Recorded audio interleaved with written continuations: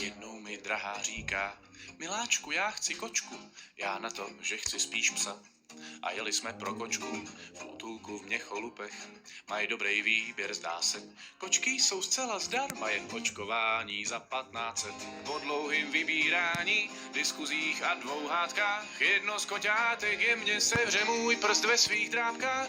A volba byla jasná, má drahá slzy suší, co si však vezem domů, to ani jeden z nás netuší. Mám doma kočku, mám ji rád, je to skvělý kamarád, jen od té doby, co ji znám, mám ruce, nohy, samej šrám. Dávno už se nemazlí, žít s ní je pro zdraví fakt zlý, každý den projdu terorem, mám nejspíš kočku s errorem.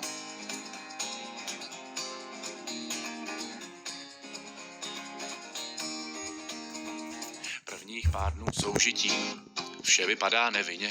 Koťátko v náručí spí a pak skadí půlku kuchyně. Prostě nic, co nečekáš, když útulek zaručí, že kočička se po pár týdnech na záchůdek naučí. Jenže pár měsíců je pryč, záchodce je prázdnotou, bytem čpí příšerný smrad, za kočkou lítám s lopatou. Když ji zkusím pomoct sám, na záchody přemístit, zvládne mi dlaně rozdrásat.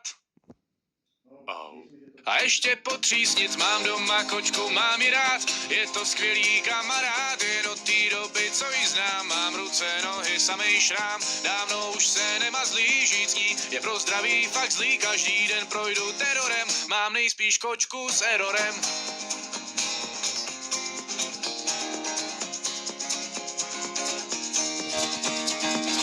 Za noc nejmíň 5krát jí okno otevřít jdu. Pak v práci šéf se zeptá, proč vždy tak ospalý přijdu, že občas hrdě nám donese zakouslou myš. Poznáš až ráno, když se s torzem myši v ústech spouzíš. Tak jsme si dobrovolně pořídili katastrofu, stálo nás to 15 stovek a jednu z brusu novou sofu. Koušeš krábe drása, no prostě je to krása, tváří se tak roztomile, zvlášť když se mi rejpe v žíle.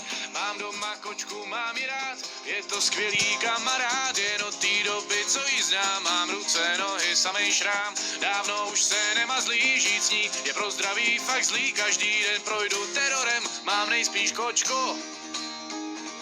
Ráda dlouze sedá v okně a nebo ve dveřích, Bůh ví proč nejradši v zimě, když venku padá sníh. Když pak v bytě máme -20, tak nás zahřívá, aspoň pocit, že v tu chvíli naší krev neprolívá.